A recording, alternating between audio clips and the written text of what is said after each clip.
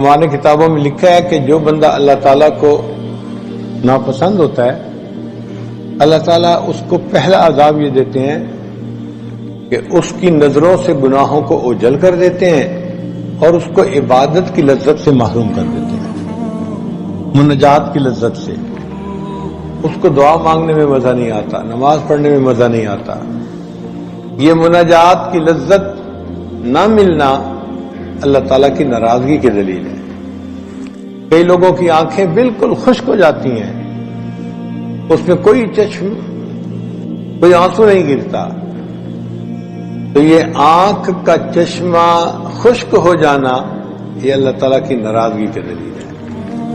اللہ تعالیٰ بہت معاف کرنے والے ہیں، وہ گناہوں کو معاف فرمائیں گے، لیکن چند گناہ ایسے ہیں کہ جن کی وجہ سے موت کے وقت انسان کا ایمان سلب ہو جاتا ہے۔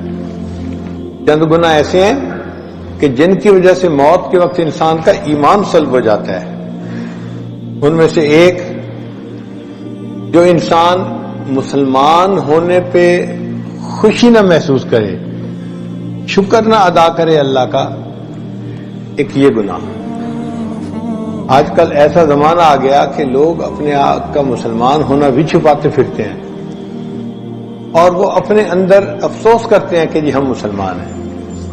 تو جو بندہ اپنے مسلمان ہونے پہ اپنے دل میں خوشی محسوس نہ کرے اور احکام کو بوجھ سمجھتا ہو، پابندیاں سمجھتا ہو، تو اس بندے کا ایمان موت کے وقت سلب کر لیا جاتا ہے۔ دوسرا، ایسے بندے کو اپنے ایمان کے ضائع ہونے کا کوئی خطرہ ہی نہ ہو، خوف نہ ہو۔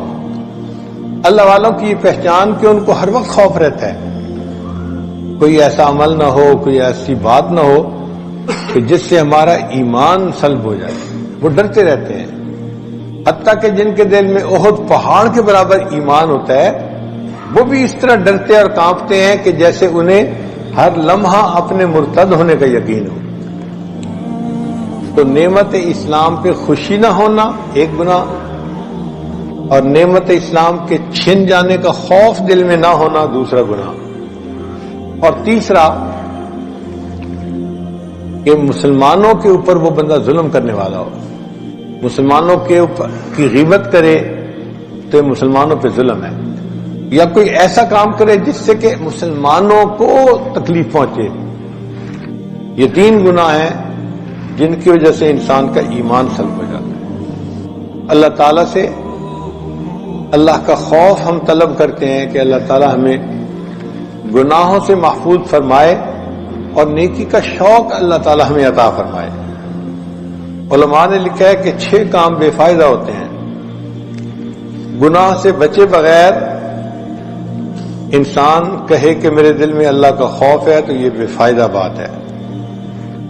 عمل کیے بغیر انسان جنت جانے کی امید رکھے تو یہ بھی بے فائدہ ہے۔ اور حسن ظن رکھے بغیر انسان دعا کی قبولیت کا خیال دل میں رکھے تو یہ بھی بے فائدہ ہے۔ ندامت کے بغیر انسان استغفار کرے تو یہ بھی بے فائدہ ہے۔ اور اصلاح باطن کے بغیر انسان اپنے ظاہر کو سنوارے تو یہ بھی بے فائدہ ہے۔ اور اخلاص کے بغیر انسان عمل کرے تو یہ بھی بے فائدہ ہے۔